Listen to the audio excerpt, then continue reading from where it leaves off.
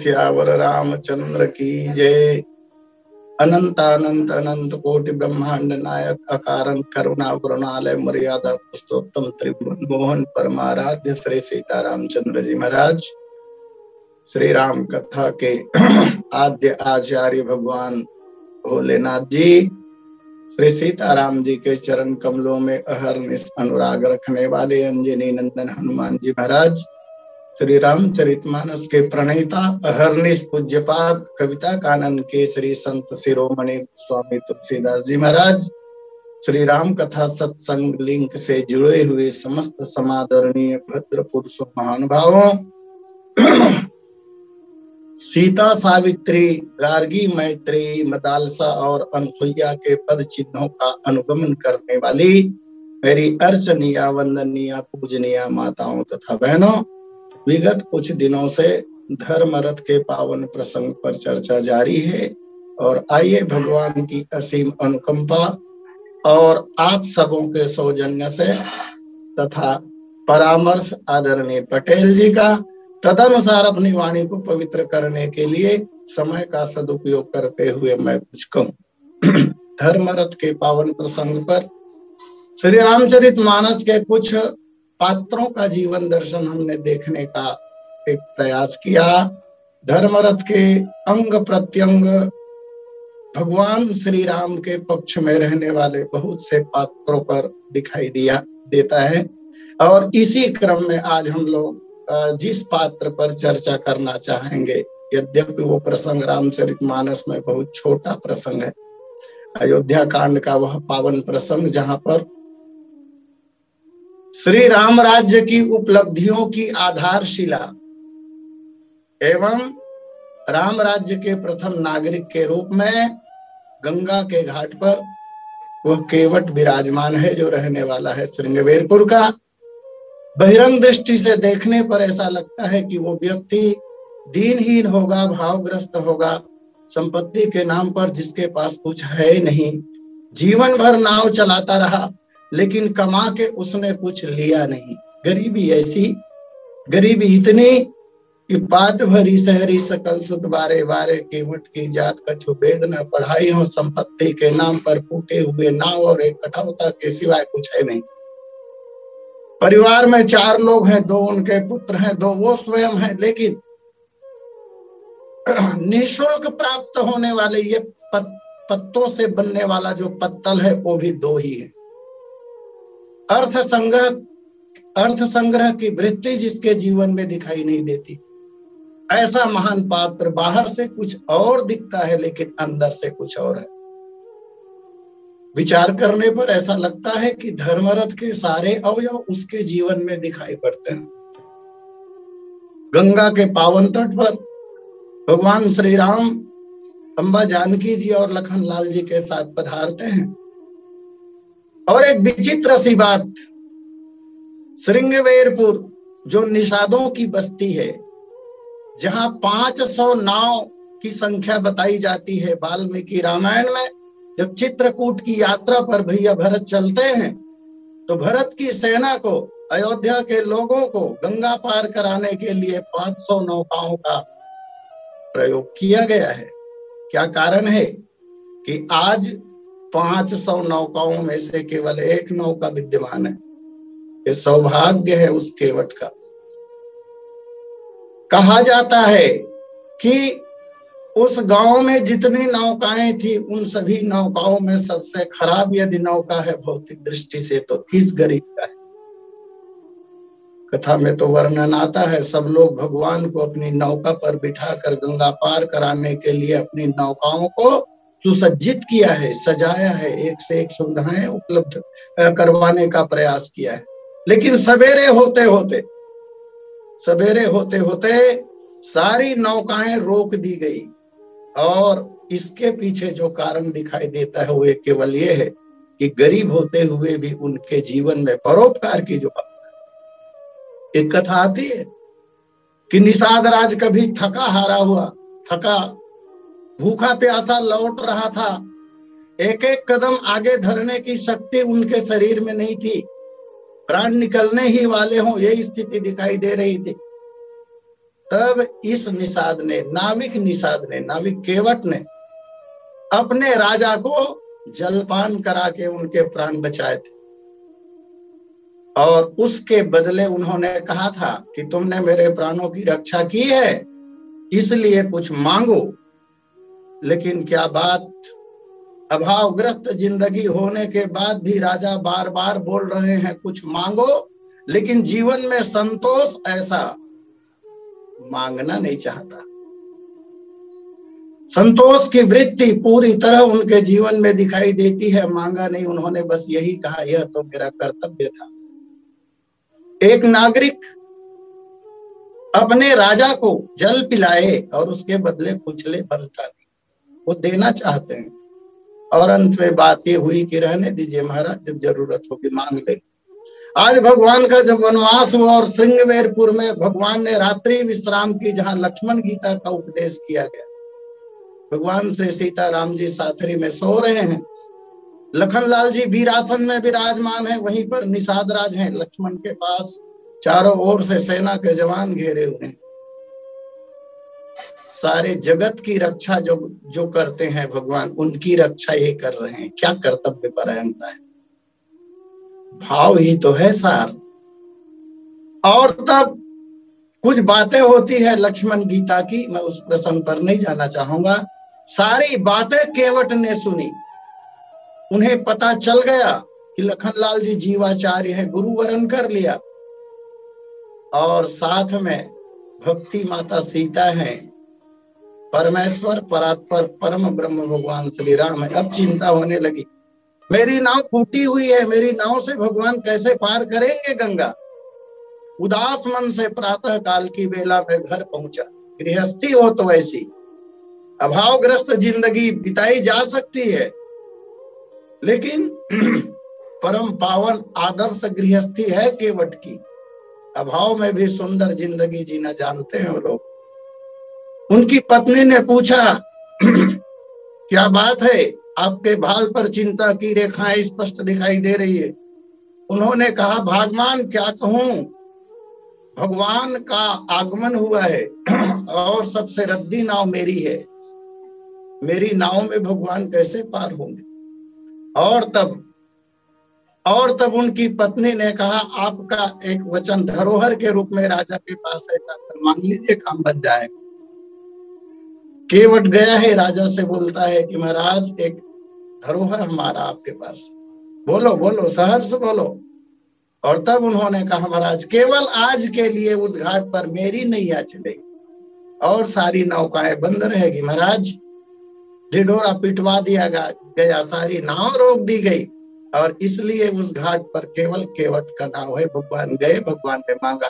सारा संसार जिससे मांगता है वो परमात्मा आज श्रृंगवेरपुर के उस गरीब केवट से मांग रहे हैं। और तब गोस्वामी जी महाराज कहते हैं, मांगी नाव न केवट आना, कही तुम्हार मरम में जाना।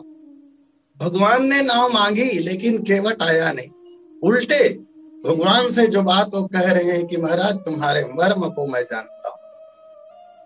भगवान के मर्म को, ईश्वर के मर्म को, जिसके मर्म को विद्या की आदि देवी सरस्वती न जाने, जिसके मर्म को हजार फन वाला सदा रहने वाला शेषनाग न जाने, जिसके मर्म को भगवान शंकर तुम त्रिभुवन गुरु वेद बखाना ऐसा व्यक्ति तो न जाने, वेदों के अधिकारी ब्रह्मा जिसके मर्म को न जाने। असित गिरि समम स्यात् कज्जलम सिंधु पात्रे सुरतर परसा काले कटी पत्र मुर्वी, लिखत यदि गृहीत्वा शारदा सर्वकालम तदप्तनानाम ईश पार न जाति। महिपत्री कर सिंधु मसि तरु लेखनी बनाई, और तुलसी गणपत सो तदक महिमा लिखी न जाए। उसके मर्म को जानने का दावा करता है। लोगों ने पूछा होगा उनसे, क्या मर्म जानता है? कथा में तो हमने सुना है, भगवान ने स्वयं कहा कि तू मेरा क्या मर्म जानता है। और जैसे ही केवट ने कहा था कि कहे तुम्हार मर्म मैं जाना, लक्ष्मण जी के तेवर चढ़ने लगे थे। रामचरितमानस का सबसे खतरनाक पात्र अगर कोई है तो कुमार लक्ष्मण ही है, जिनके खाली बोलने से धरती डगमगाने लगती है। वचन सकोप वचन जे बोले, डगमगान मही दिग्गज डोले, सकल लोग सब भूप डराने, सियहि हरस जनक सचाने। और ऐसा होगा भी क्यों ना, शेष के अवतार हैं, शेष का अर्थ ही है काल, तो काल से कौन नहीं डरता। लेकिन ये व्यक्ति ऐसा है जो लखनलाल जी महाराज के क्रोध का भी इसके प्रभाव पड़ता हुआ दिखाई नहीं देता है। और इसलिए कह दिया, मैं तुम्हारे मर्म को जानता हूं महाराज। मैं आपसे निवेदन करूं, भगवान के मर्म को कौन जानेगा। भगवान को जानना कितना कठिन है। अगर कोई व्यक्ति कहे कि मैं भगवान को जानता हूं, तो ये बात ठीक नहीं है, सत्य नहीं है। और कोई ये कहे कि मैं भगवान को जानने का प्रयास कर रहा हूं, तो यह भी सत्य नहीं है, क्योंकि उसे अपने पुरुषार्थ के बल पर कोई जान सकता ही नहीं। तो क्या किसी ने नहीं जाना? बोले जाना, लेकिन तब जाना जब सो जानी जय देव जनाई, जानत तुम्हें हो जाए। भगवान जिसको जना देते हैं वो जानता है, अपने पुरुषार्थ के बल पर ईश्वर को जानना संभव नहीं। उस भगवान को ये जानते हैं, उसके मर्मों को जानते हैं, उनकी रहस्यमयी बातों को जानते हैं। भगवान ने पूछा होगा, तू मेरा क्या रहस्य जानता है? बहुत बातें तर्क में रखा केवट ने, बहुत लंबी लिस्ट है मर्म की। और उन्हीं सूची में, लंबी सूची में एक बात यह भी है, हे भगवान आप स्वयं अपार हो, आपको पार कौन लगाएगा? जो सारे संसार को पार करता है उसको कौन पार करेगा? प्रभु आप तो अपार हो। और सही बात यह है कि आप मेरा भाग्योदय करने के लिए इस घाट पर आए हो, अन्यथा गंगा पार होने के लिए आपका एक आदेश हो जाए तो माता गंगा मार्ग दे ही दे, लेकिन आप ऐसा कर नहीं रहे, तो मेरा भाग्योदय करना चाहते हैं। और एक बात उन्होंने कह दी, आपके मर्म को कोई जान नहीं सकता है, इस मर्म को मैं जान। तब से कुमार लक्ष्मण नाराज होने लगे थे उस व्यक्ति के ऊपर, लेकिन उसका असर नहीं पड़ा। ऐसा लगता है कि लखनलाल जी महाराज केवट के सामने परास्त होते हुए दिखाई दे रहे हैं। भाव जगत जरा भी असर कुमार लक्ष्मण के तेवर के जिस व्यक्ति के ऊपर ना पड़े। अच्छा, भगवान के रहस्य को जानने का दावा वो करता है। क्यों करता है? इसलिए करता है क्योंकि भगवान के साथ उनका पुराना संबंध है, बहुत पुराना संबंध है। और वो संबंध जनित जो संस्कार हैं, अच्छे संस्कार हैं, वो इस जन्म में भी केवट के साथ आया हुआ है। और आज जैसे ही भगवान का दर्शन हुआ, हृदय के अंदर सोए हुए वो अच्छे संस्कार, वो पुण्य उचित अथवा अनुकूल वातावरण को प्राप्त करने के बाद अंकुरित हो गया और तत्काल पल्लवित और पुष्पित भी हो गया। कथा आती है, पुराना संबंध क्या है। एक बार की बात है, तब महाराज दशरथ का विवाह भी नहीं हुआ था। एक दिन आखेट खेलने के लिए महाराज वन को जाते हैं, वो कथा आप जानते हैं। और आखेट करते करते महाराज ने धोखे से श्रवण कुमार को बाण मारा है। पश्चात उनके माता पिता ने श्राप दिया जो महाराज दशरथ, और प्राण का त्याग किया। महाराज बहुत व्यथित हुए। व्यथित होकर गुरु जी के आश्रम में गए समाधान पाने के लिए। 3 हत्याओं के लिए अपने आप को जिम्मेदार माना महाराज। जब आश्रम में पधारते हैं चक्रवर्ती जी, उस समय गुरु जी नहीं रहते हैं, बाहर गए हुए होते हैं। उनका पुत्र जिनका नाम था वामदेव, मानस जी में दो वामदेव, यद्यपि इस वामदेव की चर्चा नहीं है। जिस वामदेव की चर्चा है वो अष्ट पुरोहितों में से एक है महाराज की। 8 पुरोहित थे प्रधान, यद्यपि वशिष्ठ जी थे, लेकिन अलग अलग विषयों के विशेषज्ञ 8 पंडित महाराज के दरबार में सदा रहते थे। उनमें एक वामदेव। इस वामदेव से हटकर गुरुदेव वशिष्ठ के पुत्र का नाम भी वामदेव था, ऐसी कथा। वामदेव थे आश्रम में। उन्होंने चक्रवर्ती जी से पूछा, महाराज मन आपका बहुत व्यग्र दिखाई दे रहा है, क्या कारण है राजन? चक्रवर्ती जी ने कहा, गुरुपुत्र, हमारे शास्त्रों में जितना श्रद्धा का पात्र, जितने श्रद्धा के पात्र गुरु होते हैं, उनके पुत्र भी उतने ही आदरणीय और पूजनीय। चक्रवर्ती जी धर्म धुरंधर हैं, धर्म धुरंधर, गुण निधि ज्ञानी। जितना सम्मान गुरु जी वशिष्ठ का करते हैं, उतना ही सम्मान गुरु पुत्र का। चक्रवर्ती जी ने पूछ लिया, महाराज 3 हत्याएं मुझसे हो गई, समाधान पाने के लिए आया हूं, दुख का कारण ये है। उस समय उन्होंने कहा था वामदेव जी ने, 3 बार राम का पावन नाम ले लो राजन, हत्या उतर जाएगी। महाराज ने 3 बार श्री राम का पावन नाम का स्मरण किया और निश्चिंत होकर राजमहल में आ गए। कुछ दिनों के बाद उधर गुरुजी का आगमन हुआ आश्रम में, और जब गुरुजी आश्रम में आए तो उनके पुत्र वामदेव ने सारी बातें बताई। बोले, महाराज चक्रवर्ती जी आए थे, ये घटना घटी, समाधान मैंने दिया पिताजी। गुरुजी ने पूछा, क्या समाधान दिया तुमने? वामदेव ने कहा, 3 हत्या के निवारण के लिए 3 बार राम का नाम लेने की बात मैंने कही थी। बस इतना सुनना था कि गुरुजी बहुत नाराज है, और उन्होंने वामदेव को बहुत धिक्कारा। बोले, वामदेव तुझे मेरा पुत्र नहीं होना चाहिए, तुम्हें मेरा पुत्र कहने का अधिकार नहीं है। अरे राम का नाम क्या इतना हल्का सस्ता हो गया कि 3 हत्याओं के लिए 3 बार नाम लेना पड़ेगा? राम रक्षा स्तोत्र नहीं पढ़ी क्या? भगवान शंकर की प्रेरणा से विश्वामित्र जी महाराज के द्वारा लिखी राम रक्षा स्तोत्र, जहां पर पहले श्लोक में ही कहा गया है, चरितम रघुनाथस्य सतकोटि प्रविस्तरम एकैकमक्षरम पुंसाम महापातक नाशनम।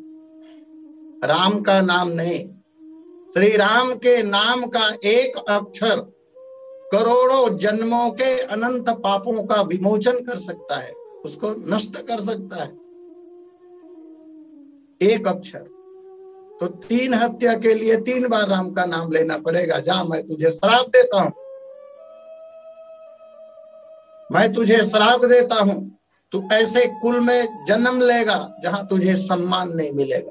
वामदेव रोने लगा, पूछा, पिताजी मेरा उद्धार कब होगा? और तब गुरुजी ने कहा था, पुत्र, त्रेतायुग के 4थे चरण में अयोध्या में चक्रवर्ती सम्राट महाराज दशरथ के यहाँ परात्पर परम ब्रह्म का अवतरण होगा श्री राम के रूप में। कालक्रम के अनुसार उनका वनवास होगा, और तू केवट बन के गंगा के घाट पर रहेगा, तो भगवान के चरणों का पाद प्रक्षालन करेगा, तब तेरी मुक्ति होगी और तुम मेरे लोक को प्राप्त करोगे। इस तरह कहना मैं ये चाहता था कि जितना सम्मान गुरु का करते थे, उतना ही सम्मान गुरु पुत्र का करते थे। वो गुरु पुत्र ही आज केवट बन के आया हुआ है। भगवान से उनका पुराना संबंध है, शायद इसलिए कहता है कि मर कह तुम्हार मर्म मैं जान, मैं आपके मर्म को जानता हूं। बड़ा विद्वान है, नहीं पढ़ा लिखा रहा होगा स्कूल में जाकर, लेकिन शास्त्र ज्ञान में तो बहुत बढ़ा चढ़ा है। सौरज धीरज तहि रथ चाका, सत्यशील दृढ़ ध्वजा पताका। शौर्य कितना, लखनलाल जी महाराज नाराज हो रहे हैं, उसका असर नहीं पड़ रहा है। और तो और आगे जब बात आए, पदकमल धोई चढ़ाई नावन नाथ उतराई, चहो मोहि राम रावरी यानी दशरथ, शपथ सब साची कहो बरुतीर मारही, लखन पे जब लगन पाए पखारी हो, तब लगिन तुलसीदास नाथ कृपाल पार उतारी हो।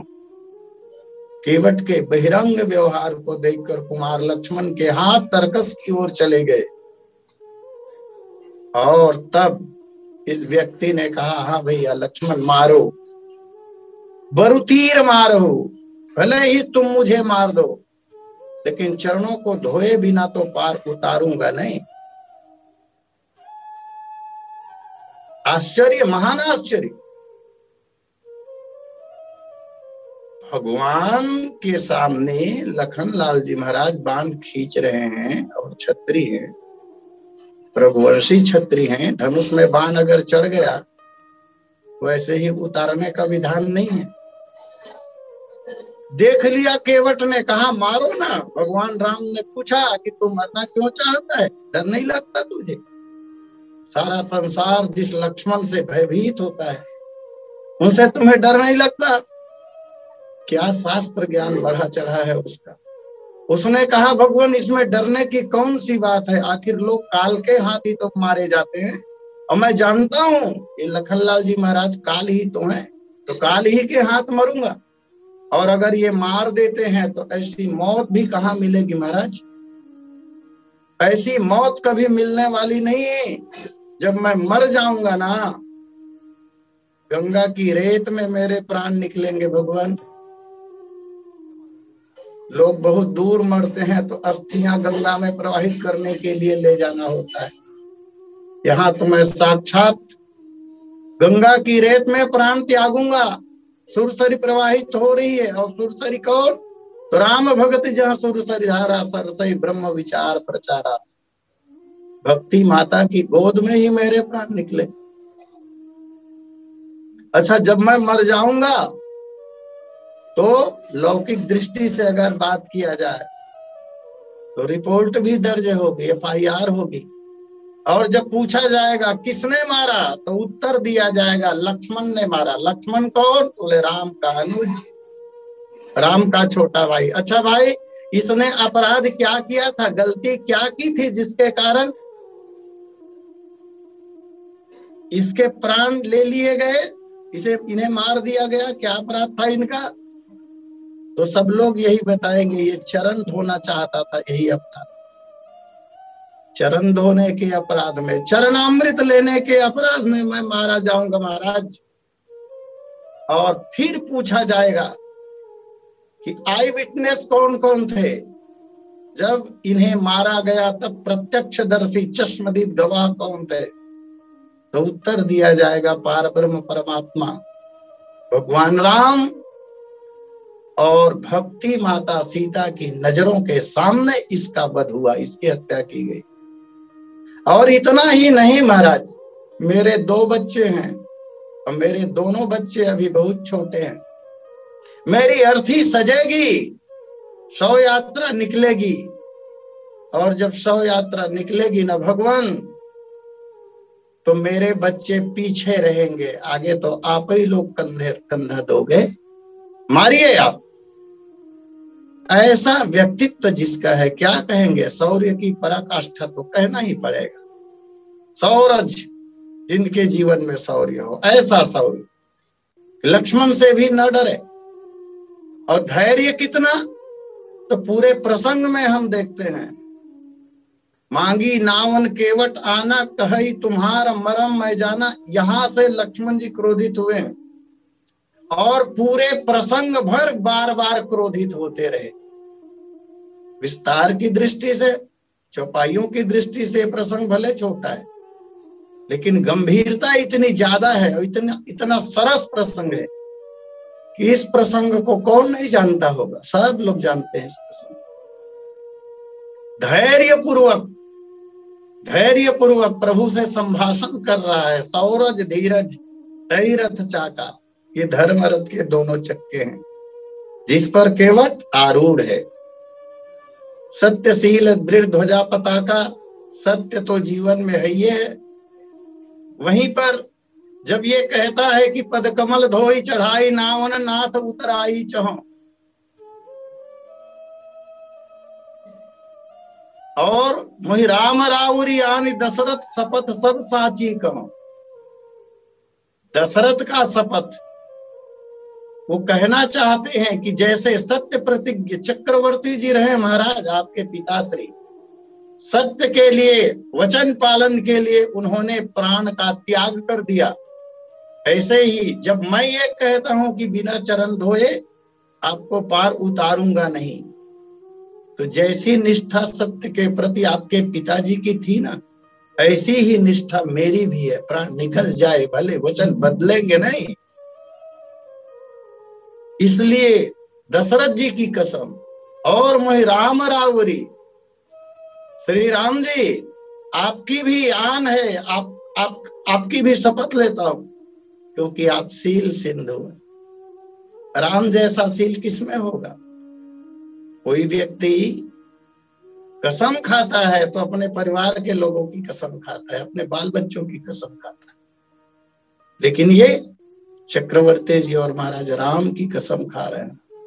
तो शौर्य भी है, धैर्य भी है, सत्य भी है इसके जीवन में, और शील भी है इसके जीवन में। सत्य के लिए तो महाराज ये कुर्बान होने वाला व्यक्ति है। इसकी एक बहुत सुंदर कथा आती है। कभी भगवान ने किसी जन्म में इनकी परीक्षा ली थी। भगवान बन गए साधु, और साधु बनकर किसी वन में भगवान विराज रहे हैं आश्रम। ये उस जन्म में व्याधा था, शिकार खेलने के लिए गया था, एक पक्षी मारा, और पक्षी मार करके रक्त रंजित उस पक्षी को लेकर के भूखा प्यासा आश्रम में चला गया जल पीने की इच्छा से। महात्मा जी ने देखा कि आश्रम अपवित्र हो रहा है, लेकिन यह हमारा अतिथि है, कठोर शब्दों में चले जाने के लिए कह नहीं सकते, धर्म खंडित हो जाएगा। इसलिए उन्हें हटाने के लिए महात्मा के रूप में भगवान ने कहा, ये भाई क्या तुम मेरे लिए भी चिड़िया मार दोगे? उन्होंने कहा, प्रभु बिल्कुल मार देंगे। हाँ महाराज, आपके लिए भी मार दूंगा। और तब उस संत ने कहा, नहीं नहीं, ऐसी चिड़िया नहीं चाहिए मुझे, 4 चरण वाली चिड़िया चाहिए। क्या विश्वास रखने वाला आदमी है ये, गजब का। 4 चरण वाली चिड़िया तो होती नहीं, लेकिन महात्मा जी कह रहे हैं कि 4 चरण वाली चिड़िया मार के ला देना। तो होते होंगे तभी ये बोल रहे हैं, क्योंकि संत झूठ नहीं बोलते। तब इन्होंने कह दिया कि हाँ महाराज, 4 चरण वाली चिड़िया मार के लाऊंगा। और तब महात्मा जी ने कहा, न ला सके तो? शिकारी ने कहा, न ला सका महाराज तो 7वें दिन काष्ठ की चिता सजाकर उसमें अपने प्राणों का उत्सर्ग कर दूंगा, प्राण त्याग दूंगा महाराज। हुआ भी यही, 7 दिन बीत रहे हैं, चिड़िया होती नहीं, मिले कहां से। और तब 7वें दिन गंगा के तट पर उस केवट ने चिता जो सजाई है, और तब कवि कहते हैं, ईंधन की अर्थी बनावन लागे गंगा तीर, कंपन शरीर झड़ी लाल असरन की। ऐसा क्यों कर रहा है? दिए हुए वचन के पालन में अपना उत्सर्ग कर रहा है। इसलिए सत्य के खातिर बलिदान हो न लागे व्याध, अछूटी समाधि उतय असरन सरन की। जैसे ही चिता सजाकर बैठा, दुखियों का करुणा क्रंदन सचमुच प्रभाव दिखलाता है, नर क्या नारायण का भी सिंहासन हिल जाता है। अकारण करुणा वरुणालय की समाधि टूट गई। और इधर चिता में आग लगा ली उस व्याधे ने, अग्नि जलाई, ज्वाल छाई नभ मंडल में, घड़ी जब आई कसाई मरण की। जैसे ही अग्नि लगाई, धू धू करके आग जलने लगी, चिता की लपटें आसमान की ओर जब उठने लगी, भगवान से रहा नहीं गया। भगवान दौड़ कर आए, और आए तो अयोध्या के महान साधु विनीत बिहारी दास जी महाराज लिखते हैं, विकल से विनीत तब चिता के चारों ओर दिखाई पड़ी, चिरैया चार चरण की, भगवान स्वयं चार चरण वाली चिड़िया बनकर आए और चिता के चारों ओर मंडराने लगे। उस व्याधा ने देखा कि आज चिड़िया आ गई चार चरण वाले, 7 दिन तक नहीं मिली थी, आज दिखाई पड़ रही है, अभी भी समय है, मैं इसका वध करके महाराज जी को दे दूं। लेकिन शरीर आधा जल चुका था। तत्व ज्ञान हुआ उसे, भगवान को पहचान ही लिया, प्रभु की प्रेरणा से समझ गया ये और कोई नहीं, भगवान ही चिड़िया बन के आए हैं। तब बहुत प्रयास करता है प्रभु के चरणों को छू लेने का, प्रणाम करने का, लेकिन चिता से बाहर नहीं आ सके। तब भगवान ने कहा था कि तुम्हारी इच्छा एक दिन अवश्य पूरी होगी, जाओ मैं तुम्हें वरदान देता हूं कि जब मेरा रामावतार होगा तब तुम श्रृंगवेरपुर में जन्म लोगे और तुम्हारे चरण धोने के बाद भी मैं गंगा पार हो पाऊंगा।